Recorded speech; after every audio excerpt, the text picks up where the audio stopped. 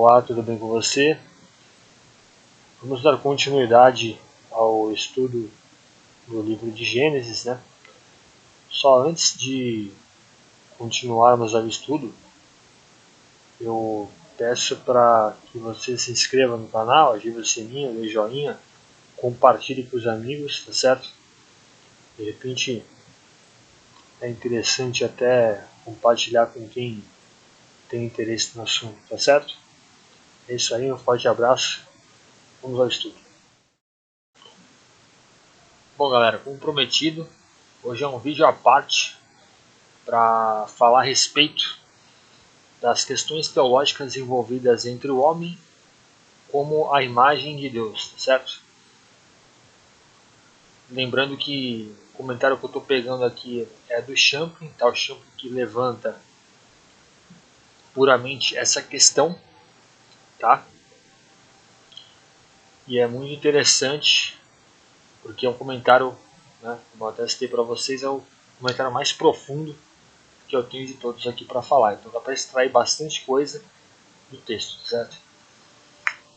Bom, vamos lá. Então o Champlin ele levanta 4 questões sobre a natureza do homem a ser a imagem de Deus, né? Para quem não viu, no sexto dia, né, que é o vídeo que eu postei aí recentemente da criação, é o último dia do primeiro capítulo de Gênesis,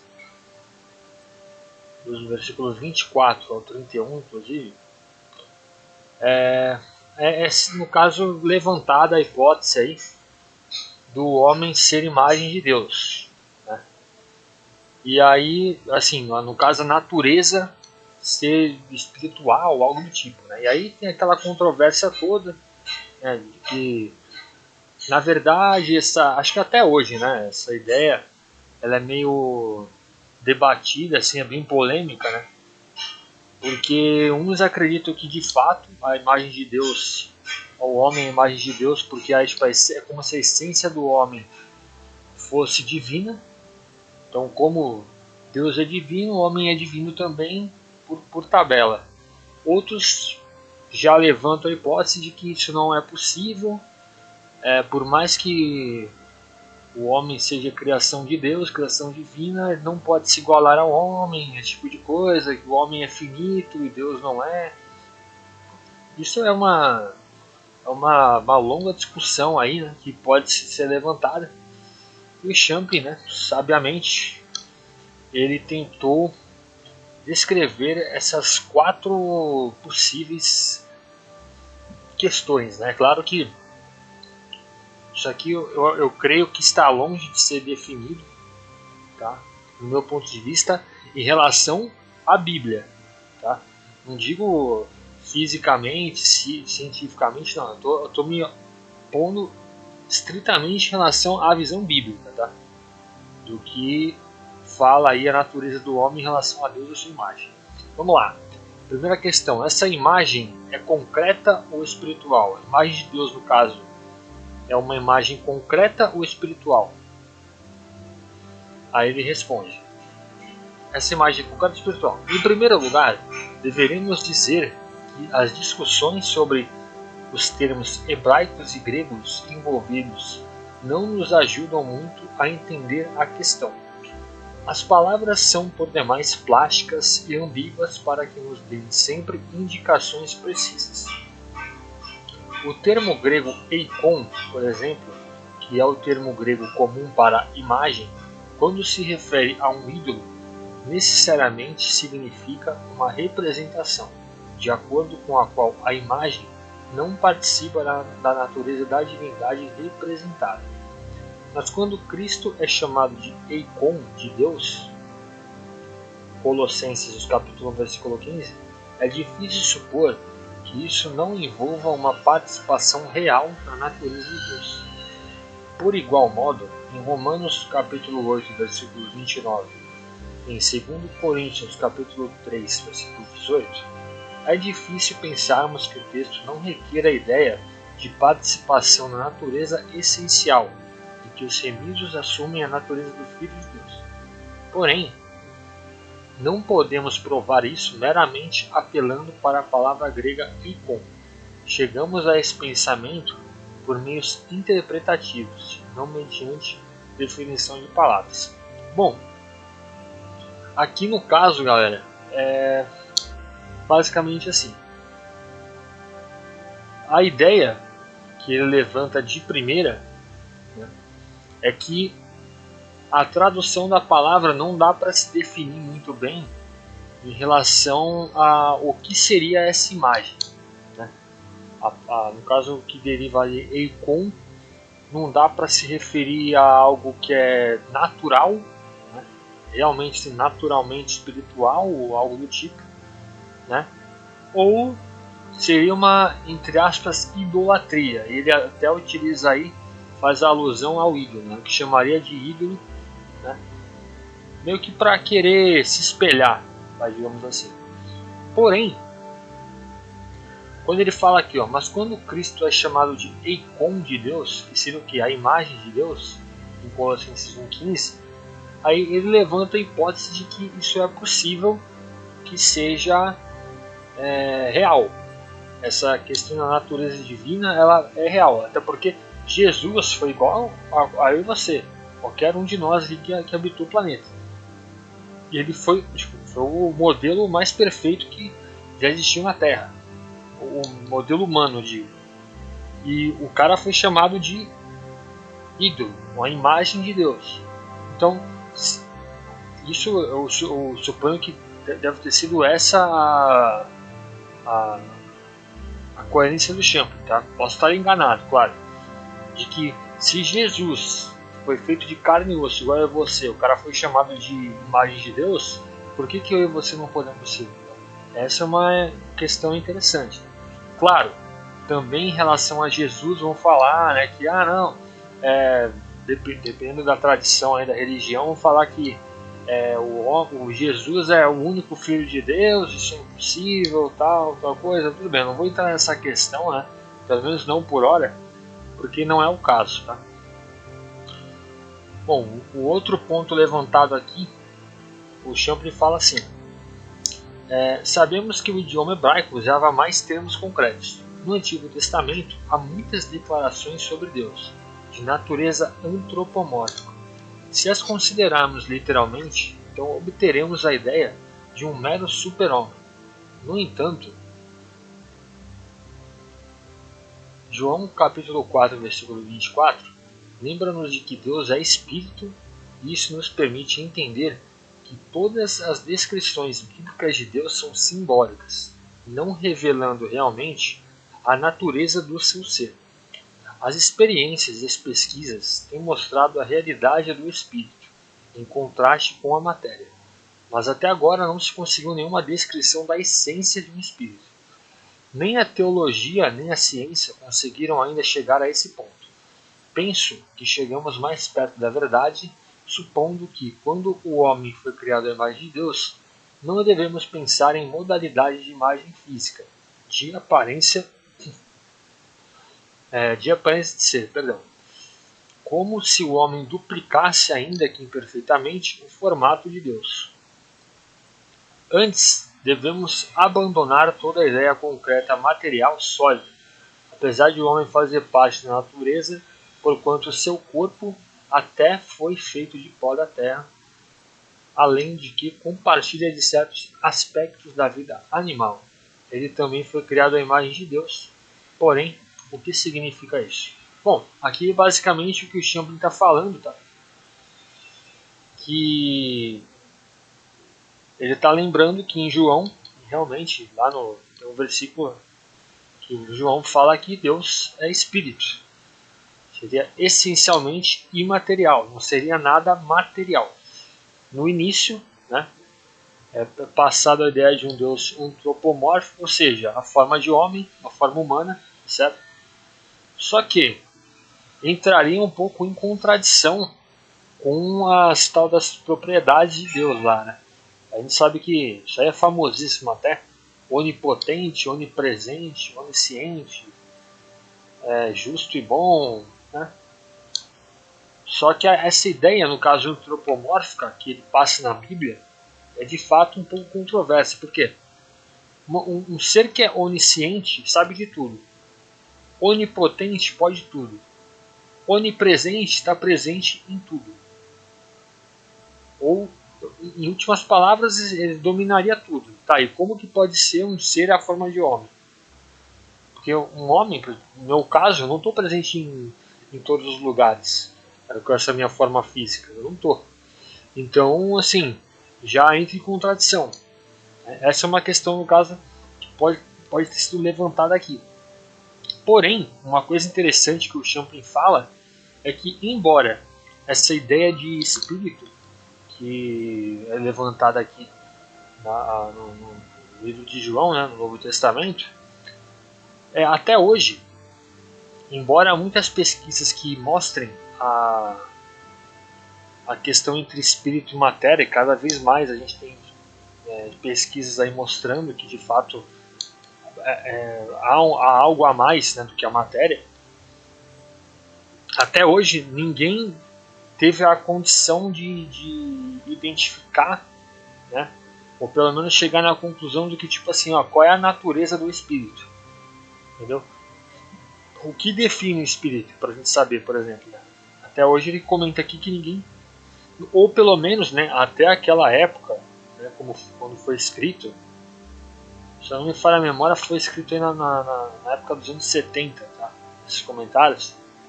Naquela época não se tinha essa definição, né? Qual é a natureza espiritual? O que define um espírito, por exemplo? Vamos continuar. Eu vou dar uma pulada aqui porque tem mais coisas, mas para não ficar muito extenso, eu vou para a segunda etapa, tá?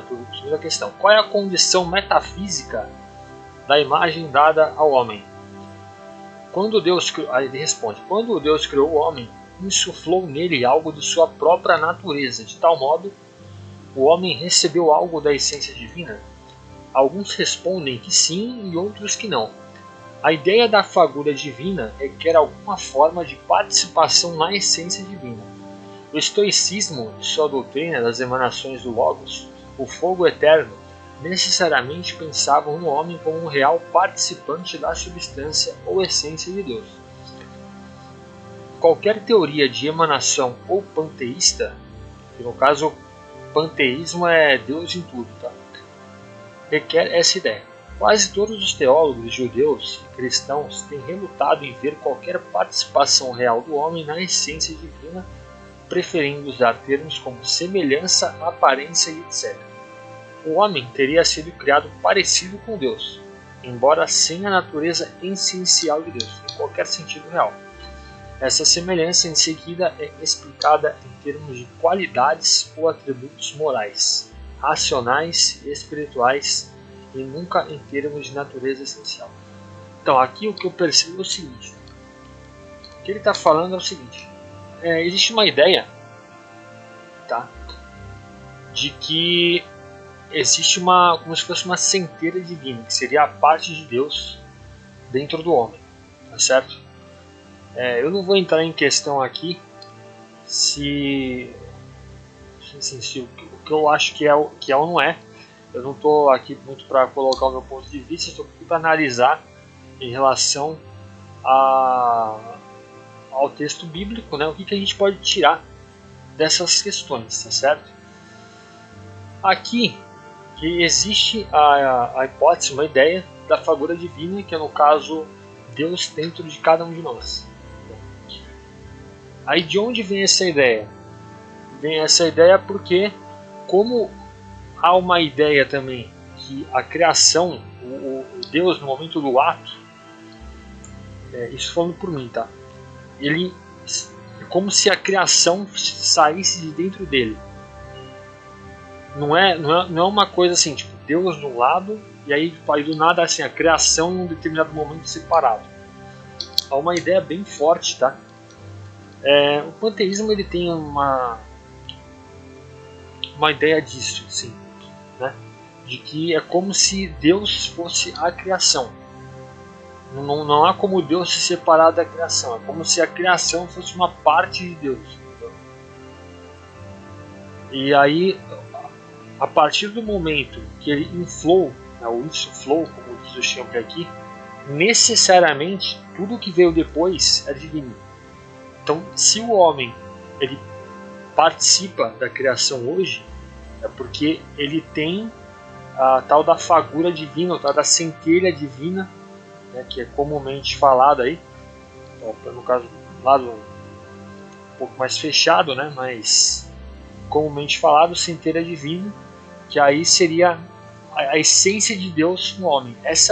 Por isso que vem a ideia de centelha divina, por conta disso. Já que Deus ele emanou, ele insuflou, tudo que veio depois dele é divino por conta disso. E o homem, por tabela, é divino também. É uma ideia muito interessante, tá? Que é muito interessante essa ideia, é muito interessante. Tá? Bom, vamos para a próxima pergunta. Qual é a futura condição metafísica dessa imagem? Aí ele responde aqui, ó. Prossegue o mesmo debate. Alguns supõem que o fato de o homem poder obter a imagem de Cristo, Romanos 8:29 e 2 Coríntios 3:18, significa apenas um grande avanço na espiritualidade e na forma de vida, embora não uma participação real na essência divina. Porém, os trechos de Efésios 3:19 e Colossenses 2:9 2, 9 e 10 tanto falam sobre a participação na plenitude de Deus, quanto parecem indicar que participaremos dessa plenitude da mesma maneira em que Cristo dela participa. E há trechos que parecem requerer uma real participação na essência divina, como a de segundo livro de Pedro, capítulo 1:4, que diz diretamente que os remidos chegarão a receber a natureza divina, que nesse caso a salvação consiste em chegar a participar da natureza de Deus, posto que em dimensões finitas e secundárias, ainda que reais. Esse é o mais elevado conceito espiritual que nos foi revelado na Bíblia. Tornamo-nos literalmente filhos de Deus, moldados segundo o modelo do Filho de Deus, Jesus Cristo. Ou seja, aqui ele diz o seguinte, tá? Para resumir, essa condição dessa imagem, a condição futura seria que o homem, cada vez que ele fosse progredindo, é como se ele chegasse mais perto de Deus e aí fosse ficando mais puro. Aí quando chegasse no limite, é como se o homem e Deus fosse uma coisa só. E aí é que tem a tal da plenitude que o Champlin fala, a plenitude de Deus, que seria, no caso, o nível geral mais perfeito possível que o homem pode chegar. Então essa condição de semelhança de Deus seria uma ideia de progressão, progresso, como se o homem, cada vez que cada ato seu, algo do tipo, né, ele fosse progredindo em rumo a Deus. Cada vez que ele chega perto, ele vai ficando mais perto ficando mais próximo de Deus. Ele fica, vou falar um termo aqui que é meio estranho, mas vai falar mais igual a Deus, certo? Fica mais igual a Deus, mais próximo de Deus ele vai ficando nas características, né? Quarta pergunta: até que ponto a queda no pecado maculou ou apagou essa imagem? Tá? Essa questão do pecado, galera, a gente não entrou nessa corrente ainda, tá? Mas é em relação a Adão e Eva, tá? Que a Eva comeu o fruto lá e aí houve a queda porque desobedeceu a serpente. Né? A gente vai entrar nessa questão mais a fundo nos próximos vídeos, principalmente a partir do capítulo 2, que virá logo em seguida, certo? Já é o próximo vídeo para falar a respeito do capítulo 2. E aí a ideia que o Champlin passa nesse ponto aqui, pelo menos essa pergunta é muito interessante, porque existe uma corrente, tá, filosófica que seguem a Bíblia, de que o homem ele nasceu puro.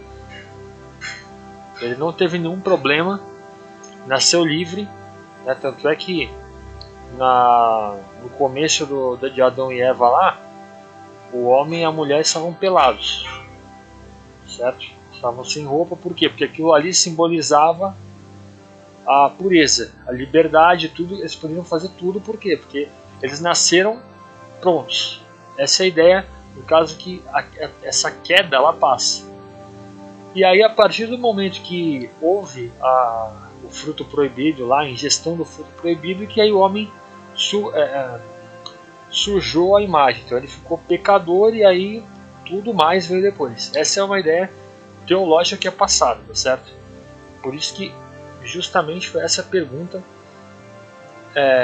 do Champ. Certamente foi isso, tá? Só posso chegar nessa conclusão.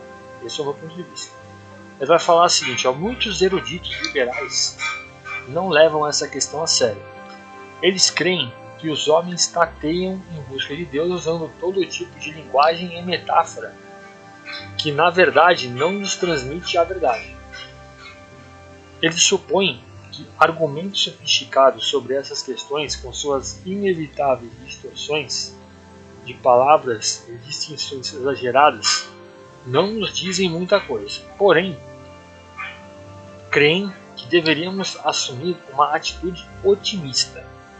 Deus, como Pai amoroso, fonte de toda a vida e existência, é generoso para com o homem. Creem que o homem, apesar da queda, sem importar que entendam com isso, sem importar quando tenha tido lugar, originalmente, é dotado de uma natureza moral positiva, que realmente é capaz de buscar e achar Deus. Quase todos os estudiosos liberais procuram evitar o calvinismo extremado, que transforma o homem em um verme que não pode olhar para cima, para Deus, sem assistência especial do Espírito Santo. Aí, a outra hipótese. Muitos eruditos conservadores tomam um ponto de vista pessimista, supondo que o homem não tem nenhuma capacidade de buscar a Deus sem a ajuda divina. Dentro do calvinismo, essa ajuda é dada para salvar apenas alguns poucos. Então, assim, aqui é interessante que nessa primeira questão que ele fala, ele usa aqui a ideia de eruditos liberais, né, partindo da ideia calvinista no final. Ele fala que, assim, embora isso possa ter acontecido, né, do homem ter maculado a sua imagem, Deus ele permanece sendo um ser amoroso, generoso, né? Que mesmo o homem tendo pecado, Deus ainda, como que eu vou dizer isso? É como se Deus ainda permanecesse ajudando o homem, tá certo? Então, assim, ainda tem digamos que a essência divina no homem ainda existe, tá? Embora tenha sujado, né, segundo a ideia do Champy aqui,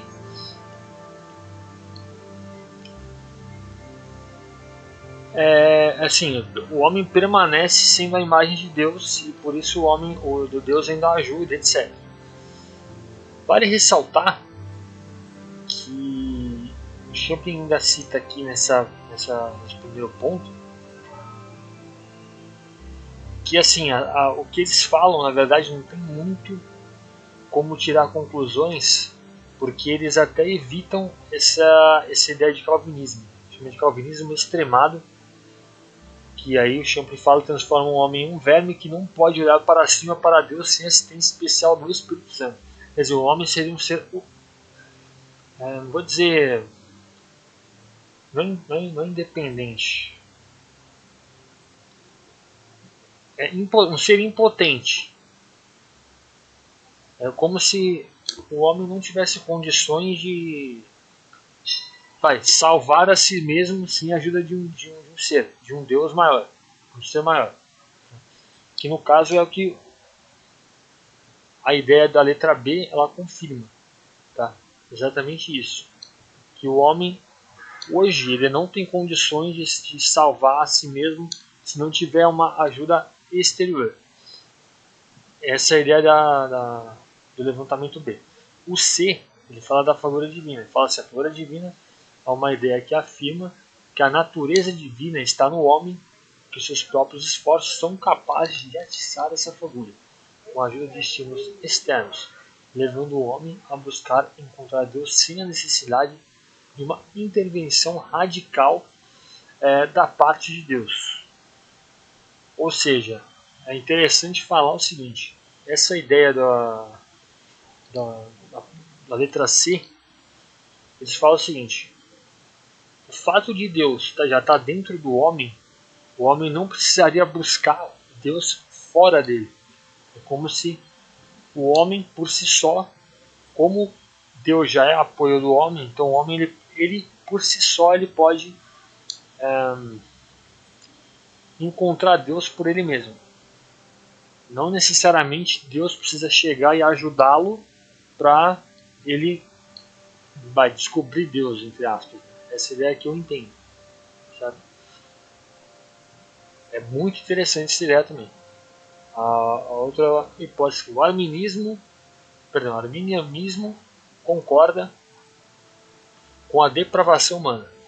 Mas seus advogados acreditam que na cruz do Calvário foi distribuída uma graça geral com o resultado de que todos os homens são agora capazes de buscar a Deus inteiramente a parte da suposta intervenção divina, que elegeu alguns poucos. A cruz já seria essa intervenção divina. Talvez pudéssemos dizer que a cruz garantiu a integridade da imagem de Deus no homem, ou então talvez a cruz tenha restaurado essa imagem no homem inteiramente a parte da redenção. Ambas as ideias são defendidas pelos teólogos. Aqui no caso, tá, galera? Pelo que eu pude entender, principalmente essa questão da letra D aqui, é que na verdade o fato de Cristo ter morrido na cruz, ele salvou o homem. Ele já salvou o homem de qualquer pecado, certo? Então assim, o homem não necessariamente ele precisa buscar Deus ou ter a ajuda de Deus. O homem, quando ele nasce, ele meio que já nasce salvo dos pecados, porque Jesus morreu na cruz, né? E aí apagou os pecados da humanidade, esse tipo de coisa. Esse é um ponto de vista, certo? Agora vamos para a letra E. Vou passar aqui para vocês. Os teólogos da Idade Média supunham que o homem antes da queda, além de trazer a imagem de Deus, também tinha o dono superaditum, isto é, capacidades sobrenaturais. Por ocasião da queda, de se presumir, o homem perdeu essas capacidades. Embora retendo a imagem de Deus, essa imagem existe no homem e consiste em sua boa vontade natural, em sua moralidade e seu amor. Ou seja, uma ideia interessante também, né? Ele fala que o homem já era superdotado de capacidades sobrenaturais e com essa queda ele acabou perdendo justamente essas qualidades, que só no caso prevaleceu foi a questão da moralidade e o amor de Deus no homem. Lutero acreditava que o homem perdeu a imagem de Deus por ocasião da queda. Portanto, se um homem tem boa vontade, bons recursos morais e espírito de amor, isso é porque essas virtudes lhe foram restauradas na regeneração. Calvino naturalmente concordava com isso. É uma boa ideia, uma ideia interessante também, né? No momento, no caso da regeneração, é como se o homem fosse recuperando a sua imagem. O homem estava impuro, caiu e está retornando. Essa é uma ideia interessante. Karl Barth, no caso essa foi a G e agora tem um H. Karl Barth aludia à imagem de Deus em termos de relação do que existe e pode ser criado, e não em termos de qualidades inerentes. Deus, como um ser triuno, tem um relacionamento inerente e essencial com seu próprio ser. Quando ao homem foi dada a mulher, ele aprendeu algo da importância dos relacionamentos pessoais. O homem é capaz de entrar em relação de pacto com Deus. Deus prometeu ligar o homem a si mesmo nesse pacto. Em Cristo, a imago se torna manifesta quando Cristo chama a noiva, a igreja, né, para si mesmo. Logo, para vermos a verdadeira imagem de Deus, devemos olhar não para o indivíduo isolado, e sim para Jesus Cristo e a sua congregação, imagem, onde encontramos a concretização da imagem de Deus. Assim, entendemos algo do que Deus é e do que Ele faz. É interessante, no caso, essa ideia, né, que o Karl Barth, ele fala que a imagem de Deus, ela não está ligada diretamente assim à imagem do homem, mas em sim aos seus atos. Ou seja, é como se o homem pudesse perceber como Deus é, como Deus pensa, esse tipo de coisa, baseado na sua criação, no que Ele faz, no amor que Ele tem, esse tipo de coisa. Não está ligado a algo individual na criação, né? É como se a gente, ele no caso está aqui como se a gente só pudesse semelhança à imagem de Deus é que ele está refletida nos seus atos. É muito interessante essa questão. Nunca tinha visto essa ideia, mas agora, pensando bem, é uma ideia bem interessante também do Karl Barth. Brunner, letra I. Brunner dizia que Deus tem sua imagem refletida no homem e não em termos de como o homem como um ser é possuidor das qualidades divinas. Os discípulos de Cristo deveriam preocupar-se em como refletem a imagem de Deus, pois nisso consistiria o verdadeiro discipulado. Desse modo, Brunner emprestou um sentido essencialmente moral ao termo imagem, evitando assim quaisquer explicações metafísicas. É interessante também. Aqui no caso ele associa a imagem, no caso a moral. É como se fosse imagem e semelhança. O homem, pelo fato de ser imagem e semelhança de Deus, ele deveria se preocupar com os seus atos, porque é como se o homem é a imagem de Deus, então ele teria que ser imagem moralmente de Deus também. É um outro ponto de vista muito interessante também, que eu não tinha visto. Letra J, penúltimo. A teologia católica romana afirma que foi impossível destruir a imagem de Deus no homem, porquanto isso envolve o que o homem é em sua substância. Se a imagem de Deus tivesse sido destruída na queda, então o próprio homem teria deixado de existir. Assim, a imagem de Deus continua no homem, embora ele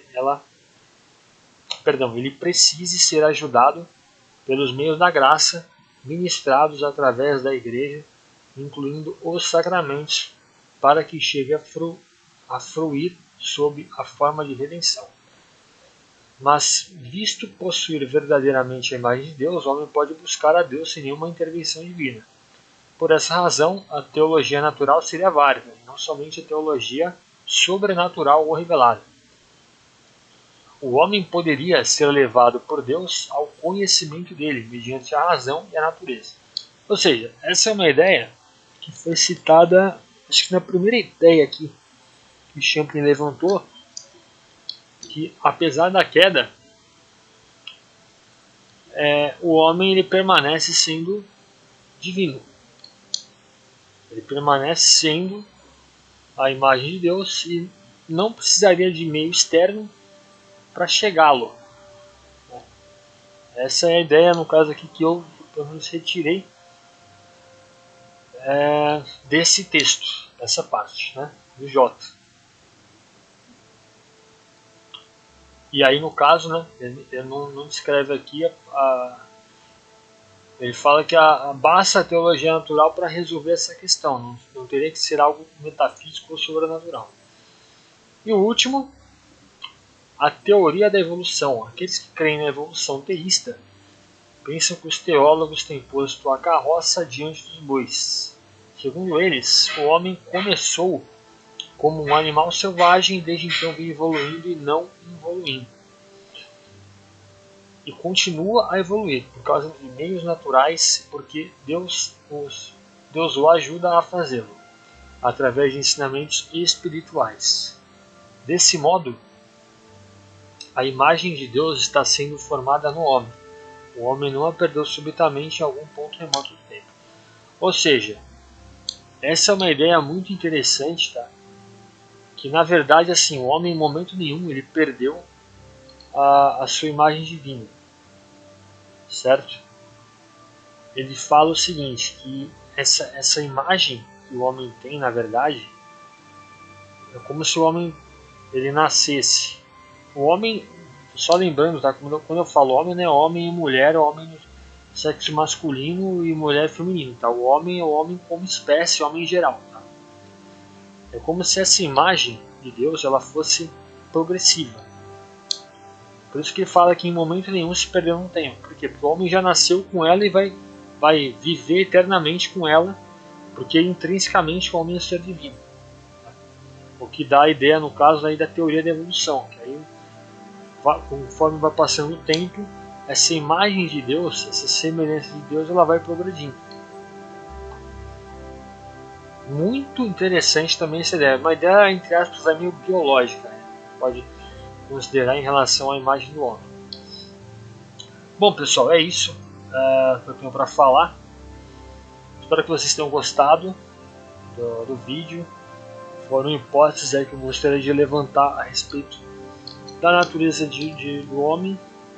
O homem, imagem, sua semelhança, né? A imagem de Deus no homem. E é isso, eu espero que vocês tenham gostado. Os próximos vídeos já serão a respeito do capítulo 2 de Gênesis, quando a gente vai começar a ver aí a criação de Adão e Eva, tudo bem? Espero que vocês tenham gostado, compartilhe o vídeo, joinha, gostei, um forte abraço, até a próxima. Tchau, pessoal.